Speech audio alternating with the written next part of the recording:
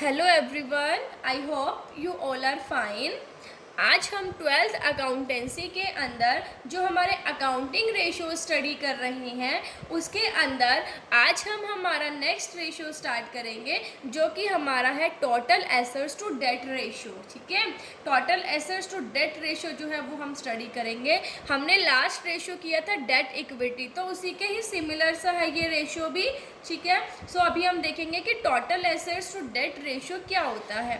सो देखिए, this ratio expresses the relationship between total assets and long term dates.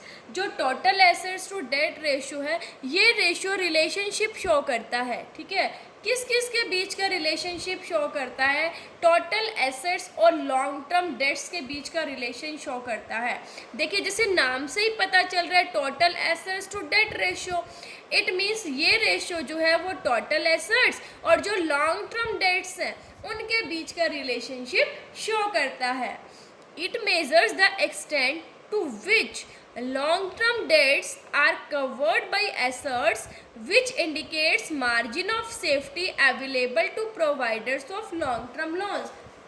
इस ratio से ये पता चलता है कि एक फर्म जो है वो कितनी एबल है, मतलब वो अपने लॉन्ग टर्म डेट्स को अपने एसेट से कितना कवर कर सकती है। ठीक है, मतलब क्या उसके पास इतने एसेट्स हैं कि वो अपने लॉन्ग टर्म डेट्स को उससे कवर कर सकती है, मतलब लॉन्ग टर्म जो लायबिलिटीज़ है, लॉन्ग टर्म जो प्रोविजंस है उसको वो पे कर सकती है या नहीं कर सकती है। मतलब ये मार्जिन ऑफ सेफ्टी इंडिकेट करती है किसके लिए? जो लॉन्ग टर्म लोन प्रोवाइड कर रहे हैं। अब ऑर्गेनाइजेशन को, जो ऑर्गेनाइजेशन है, जो फर्म है, उनको जो लोन प्रोवाइड करते हैं, ठीक है, अब वो क्या सोचेंगे, वो क्या देखेंगे, वो इस रेशो से ये देखेंगे कि एक्चुअल में फर्म की पोजीशन क्या है, कि क्या उसके पास इतने एसेट्स हैं कि वो अपनी लायबिलिटीज़ को टाइम पर पूरा पे कर पाए, लॉन्ग टर्म लायबिलिटीज डेट्स को पे कर पाए। ठीक है, तो मार्जिन ऑफ सेफ्टी इंडिकेट करती है, मतलब इससे जो लेंडर्स है, ठीक है, जो प्रोवाइड करते हैं, उनको लोन प्रोवाइड करते हैं, उनको ये पता चलता है कि उनका जो पैसा है वो कितना सेफ है, मतलब सेफ्टी की कितनी सेफ्टी का मार्जिन है।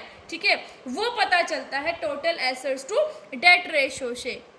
अब total assets to debt ratio हम कैलकुलेट कैसे करते हैं? इसका फॉर्मूला होता है टोटल एसेट्स अपॉन में डेट। ठीक है, या फिर हम इसे ऐसे भी कह सकते हैं टोटल एसेट्स अपॉन में लॉन्ग टर्म डेट्स, क्योंकि डेट क्या हमारी लायबिलिटीज, उसके अंदर हम लॉन्ग टर्म डेट्स को कंसीडर करते हैं। ठीक है, जो हमारी लॉन्ग टर्म लायबिलिटीज है। अभी हम स्टडी करेंगे कि टोटल एसेट्स के अंदर क्या क्या लिया जाता है। तो देखिए, टोटल एसेट्स के अंदर नॉन करंट एसेट्स और करंट एसेट्स, ठीक है, दोनों को लिया जाता है, क्योंकि यहाँ पर टोटल एसेट्स की बात है, चाहे वो एसेट्स करंट एसेट्स हैं चाहे वो एसेट्स नॉन करंट एसेट्स हैं, हम दोनों एसेट्स को कंसीडर करेंगे। अब नॉन करंट एसेट्स के अंदर हमारे कौन से एसेट्स आते हैं? टेंजिबल एसेट्स हो गए हमारे, इंटेंजिबल एसेट्स जो होते हैं, और जो हमारी नॉन करंट इन्वेस्टमेंट है, ठीक है, और जो हमारे long term loans and advances हैं, ठीक है, वो हम नॉन करंट एसेट्स के अंदर लेते हैं। ठीक है, सो टोटल एसेट्स किसके इक्वल होता है? नॉन करंट एसेट्स प्लस में current assets. Non current assets के अंदर हम टेंजिबल एसेट्स को, इंटेंजिबल एसेट्स को, नॉन करंट इन्वेस्टमेंट को और long term loans and advances को कंसीडर करते हैं। अब आता है डेट का। टोटल एसेट्स तो हमने कर लिया, डेट के अंदर क्या लेते हैं? डेट के अंदर हमारा आता है लॉन्ग टर्म बोरोइंग्स और लॉन्ग टर्म प्रोविजंस। ठीक है, लॉन्ग टर्म बोरोइंग्स और लॉन्ग टर्म प्रोविजंस को हम डेट के अंदर इंक्लूड करते हैं। अब जैसे डिबेंचर्स हो गए, मतलब डेट क्या हो गए? जिनकी मेच्योरिटी पीरियड 1 साल से ज़्यादा है। ठीक है, क्योंकि यहाँ पे लॉन्ग टर्म को हम कंसीडर कर रहे हैं। लॉन्ग टर्म बोरोइंग्स और लॉन्ग टर्म प्रोविजंस, मतलब जो 1 ईयर के बाद मेच्योर होते हैं। सो जैसे डिबेंचर्स हो गए, मॉर्टगेज लोन हो गया, बैंक लोन हो गया, या फिर जो फाइनेंशियल इंस्टीट्यूशंस हैं उनसे कोई लोन लिया है, या पब्लिक डिपॉजिट्स है, ये सारे हम डेट के अंदर कंसीडर करते हैं।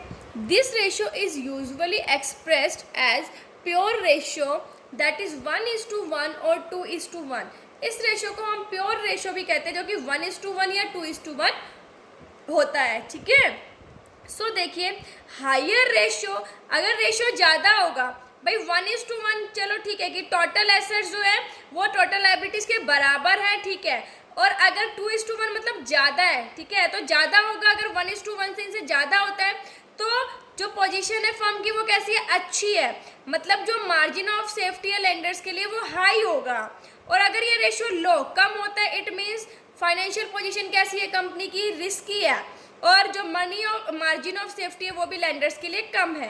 देखिए अगर ये रेशियो हाई होगा तो कंपनी की जो फाइनेंशियल पोजीशन है वो अच्छी शो करेगा। इट मीन्स जो टोटल एसेट्स हैं वो डेट से ज़्यादा है, ठीक है, मतलब कंपनी के पास इतने एसेट्स हैं कि वो अपनी लायबिलिटीज़ को आराम से कवर कर सकती है, ठीक है, तो ज़्यादा होगा तो अच्छा है। जो लेंडर्स हैं उनका भी काफ़ी विश्वास इसमें रहेगा और वो उनके लिए जो मार्जिन ऑफ सेफ्टी है वो भी ज़्यादा रहेगा। लेकिन अगर ये रेशियो जो है वो कम होता है, ठीक है, मान लीजिए 1:1 से कम है, तो ये तो रिस्की है ना कि भाई क्या है कि एसेट्स कम है और डेट ज़्यादा है। मान लीजिए 0.45:1 है, इट मीन्स क्या है कि जो हमारे एसेट्स है वो कम है, लायबिलिटीज ज़्यादा है, तो रिस्की पोजीशन हो गई एक फर्म के लिए। सो इसलिए कहता है अगर हायर रेशियो है तो अच्छा है, मार्जिन ऑफ सेफ्टी लेंडर्स के लिए ज़्यादा होती है, और लो है तो रिस्की फाइनेंशियल पोजीशन होती है एक फर्म की। आई होप आपको ये रेशियो समझ आ गया होगा। Thank you, stay safe, stay home.